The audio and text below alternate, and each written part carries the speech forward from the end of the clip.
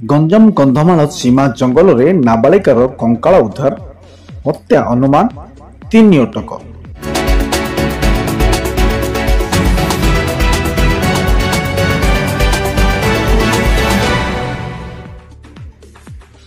ଗଞ୍ଜାମ ଓ କନ୍ଧମାଳ ସୀମା ବସ୍ତି ଗସମାହା ଗାଁ ନିକଟ ଜଙ୍ଗଲରୁ ଜଣେ ନାବାଳିକା ଝିଅଙ୍କ କଙ୍କାଳ ଓ ଖପୁରି ଉଦ୍ଧାର କରିଛି ଭଞ୍ଜନଗର ପୁଲିସ।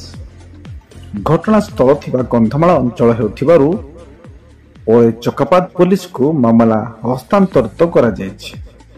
ଅନୁମାନ କରାଯାଉଛି ନାବାଳିକାକୁ ହତ୍ୟା କରି ଜଙ୍ଗଲ ମଧ୍ୟରେ ଗଛ ଉପରେ ଟଙ୍ଗାଯାଇଥିଲା।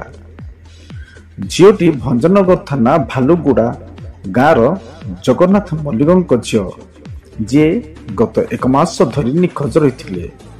ତାଙ୍କ ବାପାଙ୍କ ସୂଚନା ଅନୁଯାୟୀ ପୁଲିସ ତଦନ୍ତ କରି ଡ୍ରେସ୍, ଚପଲ ଓ ହାଡ଼ ମୁଣ୍ଡ ଖପୁରି ଉପରେ ଆଧାର କରି ଗଭୀର ତଦନ୍ତ ଆରମ୍ଭ କରିଛି, ଯାହା ପୁଲିସକୁ ମିଳିଛି। ପ୍ରାଥମିକ ତଦନ୍ତ ଅନୁଯାୟୀ ଝିଅଟିକୁ ତାରାସିଂ ଥାନା ଅନ୍ତର୍ଗତ ବ୍ରାହ୍ମଣପଦର ଜିମିରି ଝଳି ଗାଁର ଜଣେ ବ୍ୟକ୍ତି ପ୍ରେମ ସମ୍ପର୍କ ମାଧ୍ୟମରେ ଏତେ ଆଡ଼େ ନେଇ ହତ୍ୟା କରିଥିବା ସନ୍ଦେହ କରୁଛି। ଭଞ୍ଜନଗର ପୁଲିସ ବର୍ତ୍ତମାନ 3 ଜଣ ଅଭିଯୁକ୍ତଙ୍କୁ ଅଟକ ରଖି ଅଧିକ ତଦନ୍ତ କରୁଛନ୍ତି। ଘଟଣାସ୍ଥଳରୁ ନାବାଳିକାଙ୍କ ହାଡ଼ କଙ୍କାଳ ଗଛରେ ଝୁଲୁଥିବା ଏବଂ ଚପଲ, ଡ୍ରେସ୍ ତଳେ ରହିଥିବା ଦେଖିବାକୁ ପାଇଥିଲା ଏବଂ ତାକୁ ଆଧାର କରି ସାଇଣ୍ଟିଫିକ ଟିମ୍ ଏବଂ ପୁଲିସ ମଧ୍ୟରେ ଘଟଣାସ୍ଥଳକୁ ପହଞ୍ଚି ଅଧିକ ତଦନ୍ତ କରୁଥିବା ସୂଚନା ରହିଛି। ଆଜ୍ଞା, ବୟସ 15 ବର୍ଷ ହେଉଛି। ମୁଁ ବୁଲି ବୁଲି ଆସିଲା ପରେ ଏଠି ଦେଖିଲି ଯେ ମୃତଦେହ ଦେଖିଲି, ତେଣୁକୁ ମୁଁ ଆଉ କିଛି ସେଇଟା ଭଲ କି ମୁହଁ ନଥିଲା, ଖାଲି ହାଡ଼ ଯୋଡ଼େ ଥିଲା। ଆପଣଙ୍କର କ'ଣ ହବ ସେ କୁହାଯାଇଥିଲା? ଝିଅ ମାସେ ହେଲାଣି ପଳେଇ ଯାଇଥିଲା। ମୁଁ ବାହାରିଥିଲି। ମୁଁ 3 ଦିନ ପରେ ଆଇଲା ପରେ ମୁଁ ଏ ଖବର ଯେତେବେଳେ ଜାଣିଲି, ମୋ ବନ୍ଧୁ ବାଟୁଆ ସବୁ ବୁଲିକି ଦେଖିଲା ପରେ ନାହିଁ। ତାପରେ ମୁଁ ଶୁଣିକିରି ନିଜେ ଆସିକି ବୁଲିଲି ଏ ଜାଗା ଦେଖିଲି। ଯେତେବେଳେ ମୁଁ FIR କାଲି ଦେଇଥିଲି, ଆଜି ଖୋଜିକି ଦେଲି।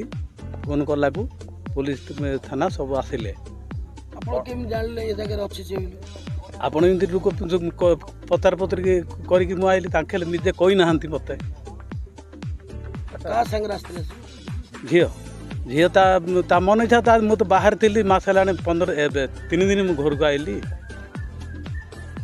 ଶୁଣିଲ କ'ଣ? କାହା ସାଥିରେ ଆସିଛି, କୋଉଠି ଆସିଛି? ସେ ଲାଲବ ବୋଲିକିରି କନ୍ଧିଆର ଲାଲବ ମଳିକ କନ୍ଧିଆର ପୁଅ।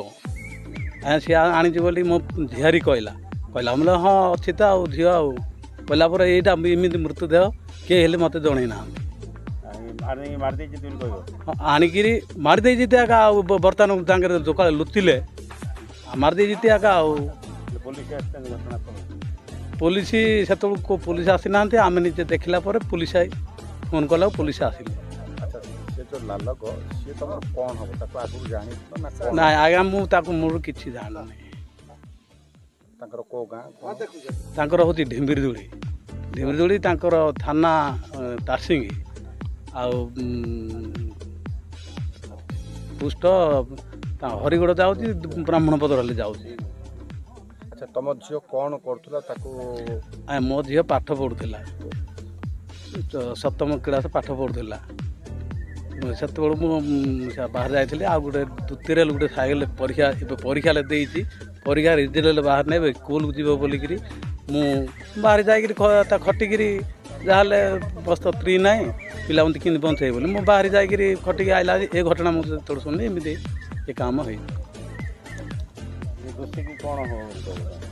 ଦୋଷୀକି ଦଣ୍ଡ ଦିଆଯିବ। ଆଜ୍ଞା, ଦୋଷୀକିଟା ମାରିବା କି? ମାରିବା ବୋଲେ ମାର। ମୋର ତ ଝିଅ ପଳେଇଲା ନା।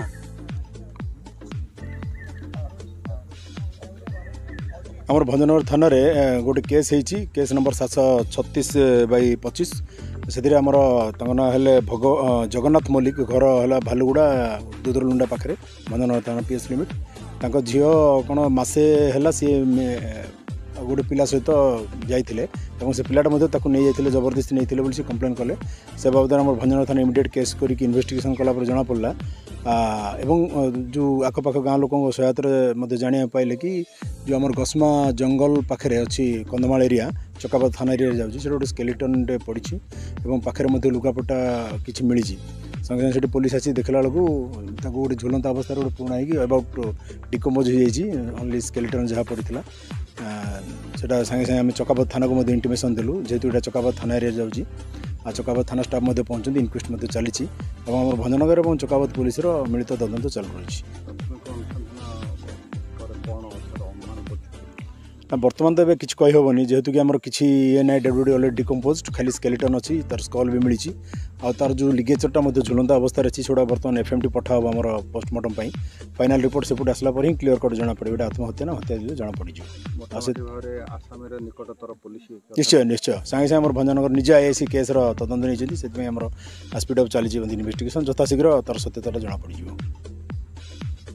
दर्शक बंधु टिकिनिकी खबर अधिक अपडेट पाई टिकिनिकी खबर को सब्सक्राइब लाइक और शेयर करने को भूलिए नहीं।